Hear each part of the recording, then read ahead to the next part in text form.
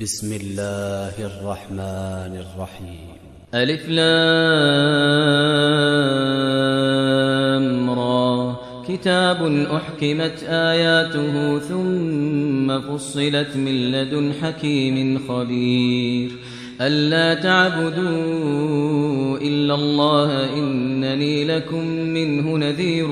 وبشير وأن استغفروا ربكم ثم توبوا إليه يمتعكم متاعا حسنا إلى أجل مسمى ويؤت كل ذي فضل فضله وإن تولوا فإني أخاف عليكم عذاب يوم كبير إلى الله مرجعكم وهو على كل شيء قدير ألا إنهم يثنون صدورهم ليستخفوا منه ألا حين يستغشون ثيابهم يعلم ما يسرون وما يعلنون إنه عليم بذات الصدور وما من دابة في الأرض إلا على الله رزقها ويعلم مستقرها ومستودعها كل في كتاب مبين وهو الذي خلق السماوات والأرض في 6 أيام وكان عرشه على الماء ليبلوكم أيكم أحسن عملا ولئن قلت إنكم مبعوثون من بعد الموت ليقولن الذين كفروا إن هذا إلا سحر مبين ولئن أخرنا عنهم العذاب إلى أمة معدودة ليقولن ما يحبسه ألا يوم يأتيهم ليس مصروفا عنهم وحاق بهم ما كانوا به يستهزئون ولئن أذقنا الإنسان منا رحمة ثم نزعناها منه إنه ليئوس كفور ولئن أذقناه نعماء بعد ضراء مسته ليقولن ذهب السيئات عني إنه لفرح فخور إلا الذين صبروا وعملوا الصالحات أولئك لهم مغفرة وأجر كبير فلعلك تارك بعض ما يوحى إليك وضائق به صدرك أن يقولوا لولا أنزل عليه كنز أو جاء معه ملك إنما أنت نذير والله على كل شيء وكيل أم يقولون افتراه قل فأتوا ب10 سور مثله مفتريات وادعوا من استطعتم من دون الله إن كنتم صادقين فإن لم يستجيبوا لكم فاعلموا أنما أنزل بعلم الله وأن لا إله إلا هو فهل أنتم مسلمون من كان يريد الحياة الدنيا وزينتها نوفي إليهم أعمالهم فيها وهم فيها لا يبخسون أولئك الذين ليس لهم في الآخرة إلا النار وحبط ما صنعوا فيها وباطل ما كانوا يعملون أولئك الذين ليس لهم في الآخرة إلا النار وحبط ما صنعوا فيها وباطل ما كانوا يعملون أفمن كان على بينة من ربه ويتلوه شاهد منه ومن قبله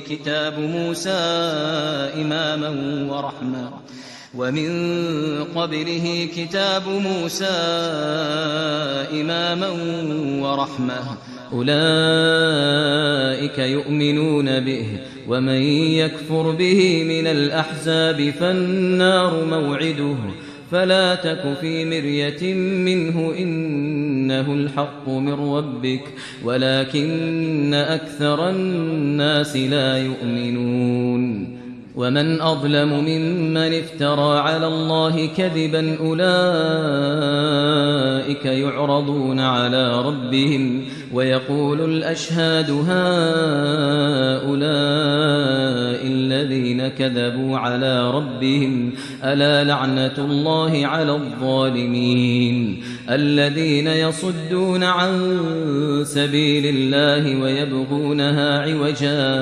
ويبغونها عوجا وهم بالآخرة هم كافرون أولئك لم يكونوا معجزين في الأرض وما كان لهم من دون الله من أولياء يضاعف لهم العذاب ما كانوا يستطيعون السمع وما كانوا يبصرون أولئك الذين خسروا أنفسهم وضل عنهم ما كانوا يفترون لا جرم أنهم في الآخرة هم الأخسرون إن الذين آمنوا وعملوا الصالحات وأخبتوا إلى ربهم أولئك أصحاب الجنة هم فيها خالدون مثل الفريقين كالأعمى والأصم والبصير والسميع هل يستويان مثلا أفلا تذكرون ولقد أرسلنا نوحا إلى قومه إني لكم نذير مبين ألا تعبدوا إلا الله إني أخاف عليكم عذاب يوم أليم فقال الملأ الذين كفروا من قومه ما نراك إلا بشرا مثلنا وما نراك اتبعك إلا الذين هم أراذلنا بادي الرأي وما نرى لكم علينا من فضل بل نظنكم كاذبين قال يا قوم أرأيتم إن كنت على بينة من ربي وآتاني رحمة من عنده فعميت عليكم أنلزمكموها وأنتم لها كارهون ويا قوم لا أسألكم عليه مالا إن أجري إلا على الله وما أنا بطارد الذين آمنوا إنهم ملاقو ربهم ولكني أراكم قوما تجهلون ويا قوم من ينصرني من الله إن طردتهم أفلا تذكرون ولا أقول لكم عندي خزائن الله ولا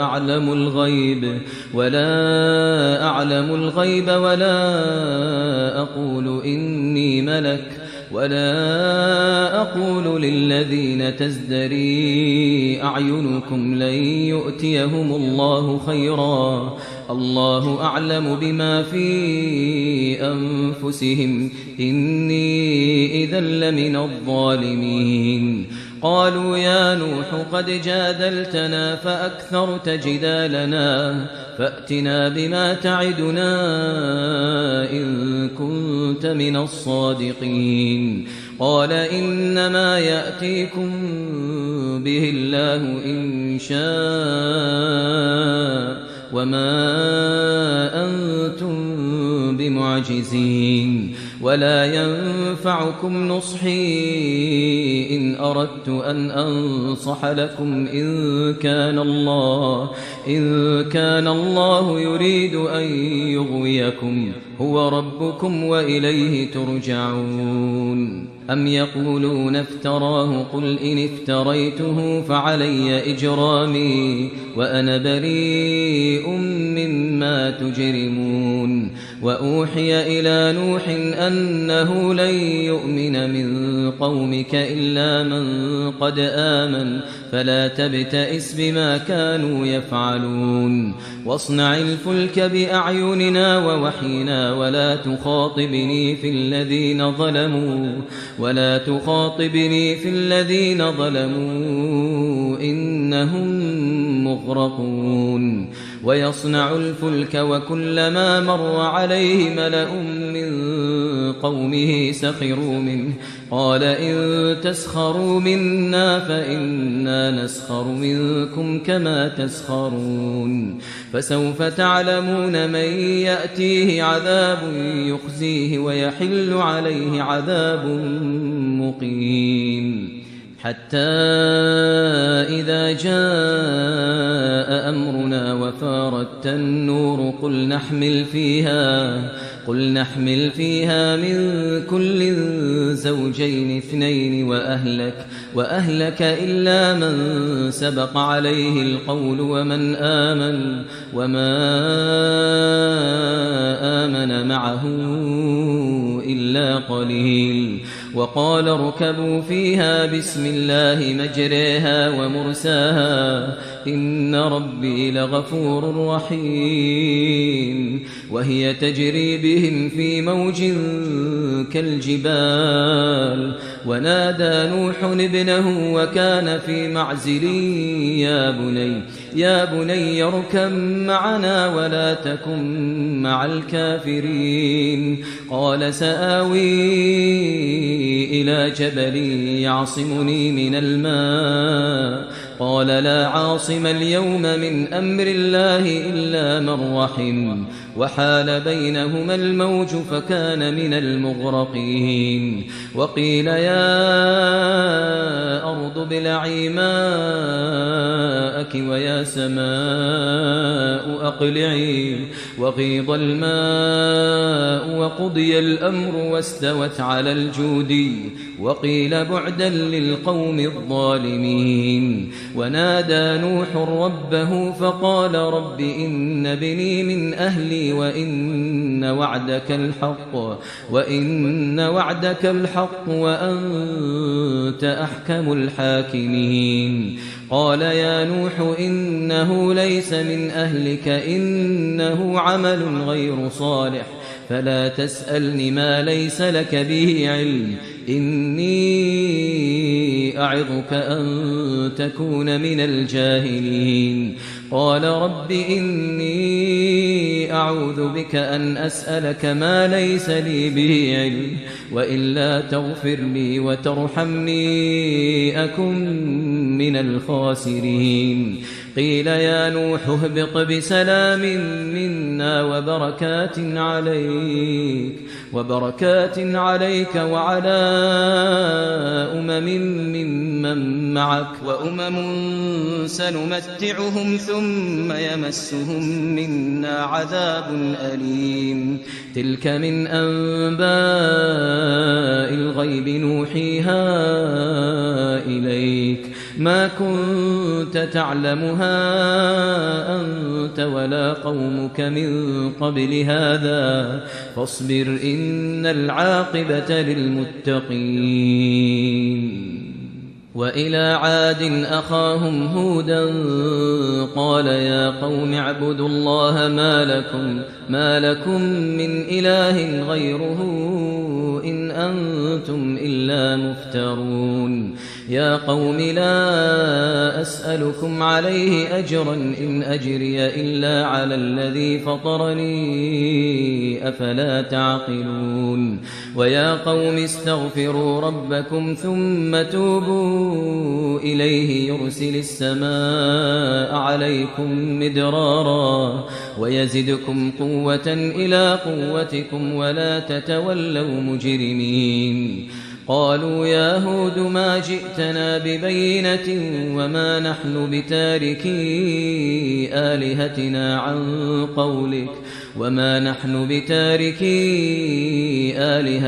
عن قولك وما نحن لك بمؤمنين إن نقول إلا اعتراك بعض آلهتنا بسوء قال إني أشهد الله واشهدوا أني بريء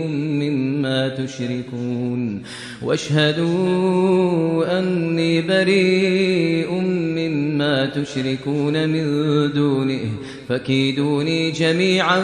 ثم لا تنظرون إني توكلت على الله ربي وربكم ما من دابة إلا هو آخذ بناصيتها إن ربي على صراط مستقيم فإن تولوا فقد أبلغتكم ما أرسلت به إليكم ويستخلف ربي قوما غيركم ولا تضرونه شيئا إن ربي على كل شيء حفيظ ولما جاء أمرنا نجينا هودا والذين آمنوا معه برحمة منا ونجيناهم من عذاب غليظ وتلك عاد جحدوا بآيات ربهم وعصوا رسله واتبعوا أمر كل جبار عنيد وأتبعوا في هذه الدنيا لعنة ويوم القيامة ألا إن عادا كفروا ربهم ألا بعدا لعاد قوم هود وإلى ثمود أخاهم صالحا قال يا قوم اعبدوا الله ما لكم من إله غيره هو أنشأكم من الأرض واستعمركم فيها فاستغفروه ثم توبوا إليه إن ربي قريب مجيب قالوا يا صالح قد كنت فينا مرجوا قبل هذا أتنهانا أن نعبد ما يعبد آباؤنا وإننا لفي شك مما تدعونا إليه مريب قال يا قوم أرأيتم إن كنت على بينة من ربي وآتاني منه رحمة فمن ينصرني من الله إن عصيته فما تزيدونني غير تخسير ويا قوم هذه ناقة الله لكم آية فذروها تأكل في أرض الله ولا تمسوها بسوء فيأخذكم عذاب قريب فعقروها فقال تمتعوا في داركم 3 أيام ذلك وعد غير مكذوب فلما جاء أمرنا نجينا صالحا والذين آمنوا معه برحمة منا ومن خزي يومئذ إن ربك هو القوي العزيز وأخذ الذين ظلموا الصيحة فأصبحوا في ديارهم جاثمين كأن لم يغنوا فيها ألا إن ثمود كفروا ربهم ألا بعدا لثمود ولقد جاءت رسلنا إبراهيم بالبشرى قالوا سلاما قال سلام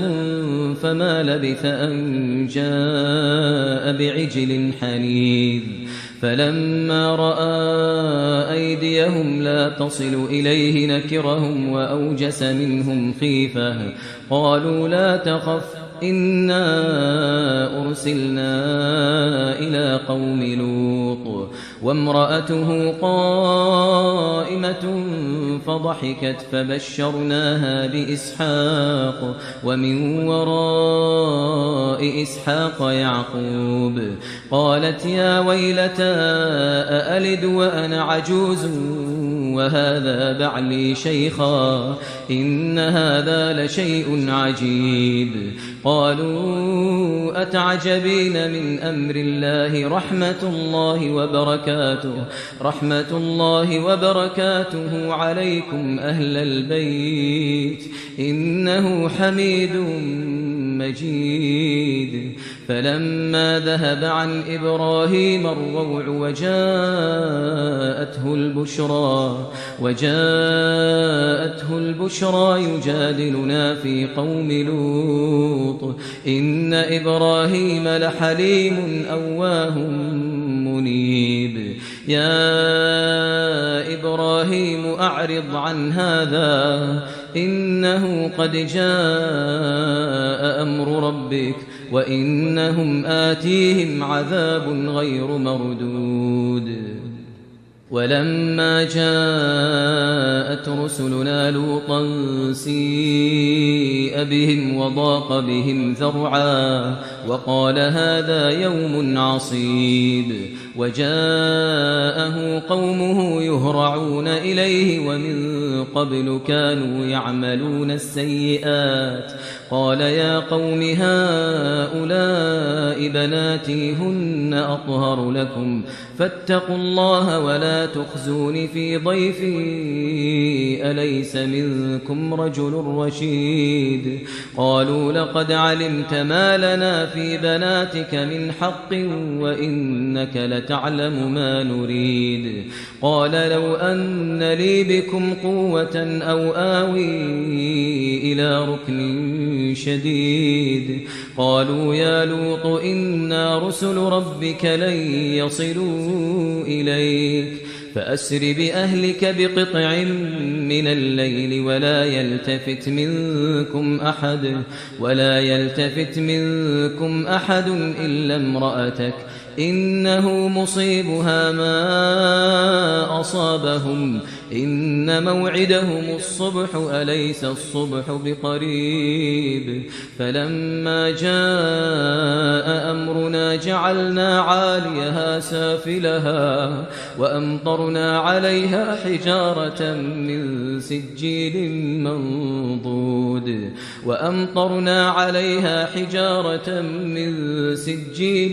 منضود مسومة عند ربك وما هي من الظالمين ببعيد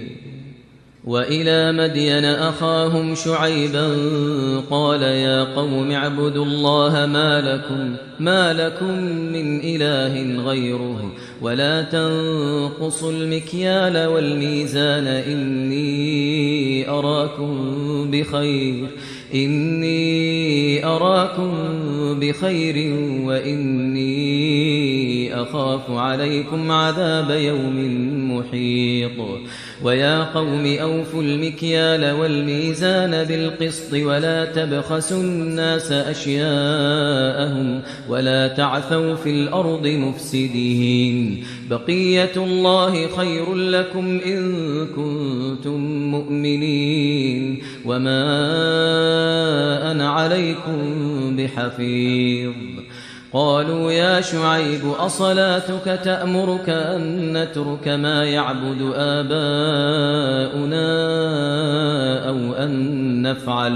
أو أن نفعل في أموالنا ما نشاء إنك لأنت الحليم الرشيد قال يا قوم أرأيتم إن كنت على بينة من ربي ورزقني منه رزقا حسنا وما أريد أن أخالفكم إلى ما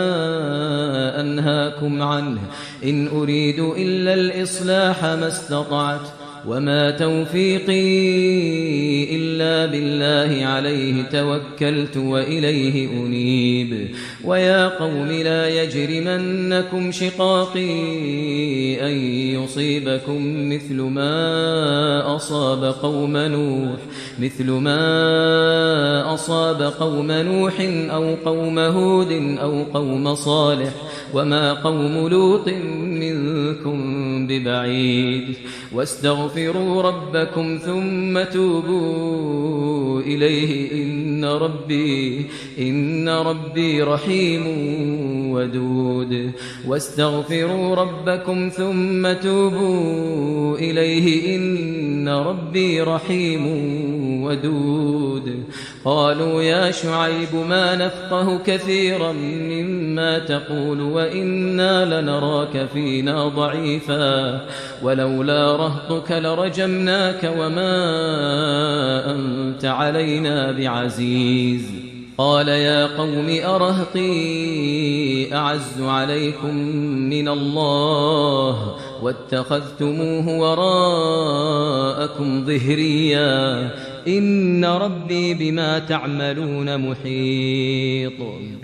ويا قوم اعملوا على مكانتكم إني عامل سوف تعلمون من يأتيه عذاب يخزيه ومن هو كاذب وارتقبوا إني معكم رقيب ولما جاء أمرنا نجينا شعيبا والذين آمنوا معه برحمة منا وأخذت الذين ظلموا الصيحة فأصبحوا في ديارهم جاثمين كأن لم يغنوا فيها ألا بعدا لمدين كما بعدت ثمود ولقد أرسلنا موسى بآياتنا وسلطان مبين إلى فرعون وملئه فاتبعوا أمر فرعون وما أمر فرعون برشيد يقدم قومه يوم القيامة فأوردهم النار وبئس الورد المورود وأتبعوا في هذه لعنة ويوم القيامة بئس الرفد المرفود ذلك من أنباء القرى نقصه عليك منها قائم وحصيد وما ظلمناهم ولكن ظلموا أنفسهم فما أغنت عنهم آلهتهم التي يدعون من دون الله من شيء لما جاء أمر ربك وما زادوهم غير تتبيب وكذلك أخذ ربك إذا أخذ القرى وهي ظالمة إن أخذه أليم شديد إن في ذلك لآية لمن خاف عذاب الآخرة ذلك يوم مجموع له الناس وذلك يوم مشهود وما نؤخره إلا لأجل معدود يوم يأتي لا تكلم نفس إلا بإذنه فمنهم شقي وسعيد فأما الذين شقوا ففي النار لهم فيها زفير وشهيق خالدين فيها ما دامت السماوات والأرض إلا ما شاء ربك إن ربك فعال لما يريد وأما الذين سعدوا ففي الجنة خالدين فيها ما دامت السماوات والأرض إلا ما شاء ربك عطاء عطاء غير مجذوذ فلا تك في مرية مما يعبد هؤلاء ما يعبدون إلا كما يعبد آباؤهم من قبل وإنا لموفوهم نصيبهم غير منقوص ولقد آتينا موسى الكتاب فاختلف فيه ولولا كلمة سبقت من ربك لقضي بينهم وإنهم لفي شك منه مريب وإن كلا لما ليوفينهم ربك أعمالهم إنه بما يعملون خبير فاستقم كما أمرت ومن تاب معك ولا تطغوا إنه بما تعملون بصير ولا تركنوا إلى الذين ظلموا فتمسكم النار وما لكم من دون الله من أولياء ثم لا تنصرون وأقم الصلاة طرفي النهار وزلفا من الليل إن الحسنات يذهبن السيئات ذلك ذكرى للذاكرين واصبر فإن الله لا يضيع أجر المحسنين فلولا كان من القرون من قبلكم أولو بقية ينهون عن الفساد في الأرض إلا قليلا ممن أنجينا منهم واتبع الذين ظلموا ما أترفوا فيه وكانوا مجرمين وما كان ربك ليهلك القرى بظلم وأهلها مصلحون ولو شاء ربك لجعل الناس أمة واحدة ولا يزالون مختلفين إلا من رحم ربك ولذلك خلقهم وتمت كلمة ربك لأملأن جهنم من الجنة والناس أجمعين وكلا نقص عليك من أنباء الرسل ما نثبت به فؤادك وجاءك في هذه الحق وموعظة وذكرى للمؤمنين وقل للذين لا يؤمنون اعملوا على مكانتكم إنا عاملون وانتظروا إنا منتظرون ولله غيب السماوات والأرض وإليه يرجع الأمر كله فاعبده وتوكل عليه وما ربك بغافل عما تعملون